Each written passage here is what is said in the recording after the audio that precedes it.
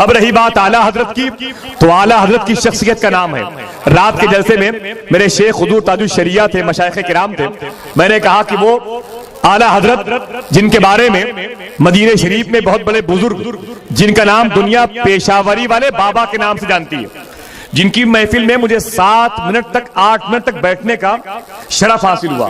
یہ وہ عظیم شخصیت تھی جو دن کے اجالے میں اللہ کے نبی کی محفل میں بیٹھا کرتی تھی، سرکار کی بارگاہ مقدس میں رہتی تھی، اپنی بیدار آنکھوں سے رخ مصطفیٰ کی زیارت کرتی تھی.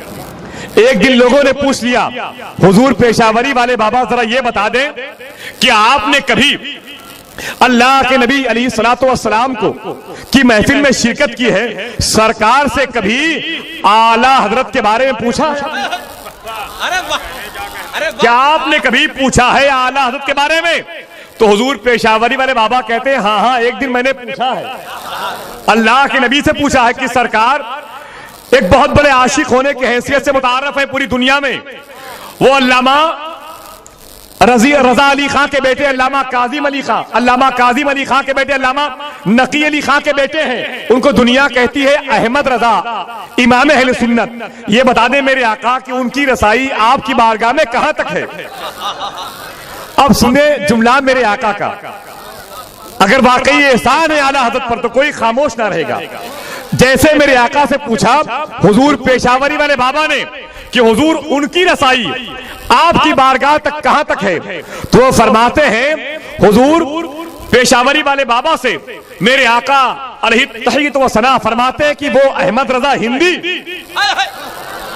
وہ احمد رضا ہندی، ارے وہ صدیقوں میں ہے، صدیقوں میں.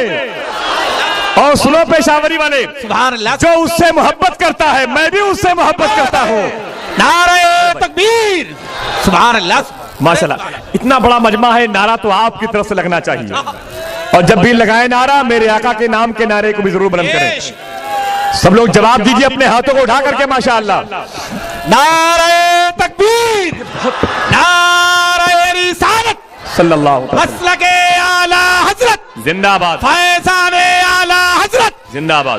سبحان اللہ. کیا فرماتے میرے آقا وہ احمد رضا ہندی صدیقوں میں ہے، صدیقوں میں، جو اس سے محبت کرتا ہے میں بھی اس سے محبت کرتا ہوں.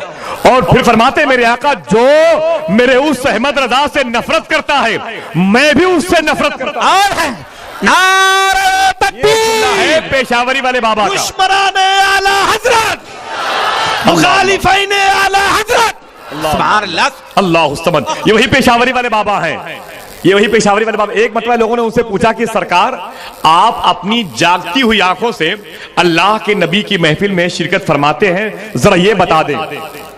یہ جملہ میں کہہ رہا ہوں یہی جملہ میں کعبہ شریف کے غلاف کو پکڑ کے کہہ سکتا ہوں، سبحان. یہی جملہ میں روضہ رسول کے سامنے کہہ سکتا ہوں. سمجھ رہے ہیں؟ میری نگاہوں کے سامنے تصور میں یہ حرمین شریفین ہیں.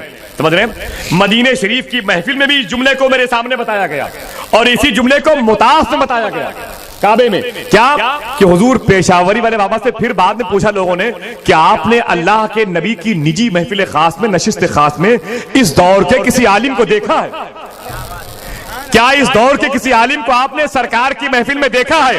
تو وہ کہتے ہیں دیکھا تو بہت سے لوگوں کو ہے، لیکن ان میں سے میں مولانا اختر رضا کو پہچانتا ہوں. ارے سبحان اللہ.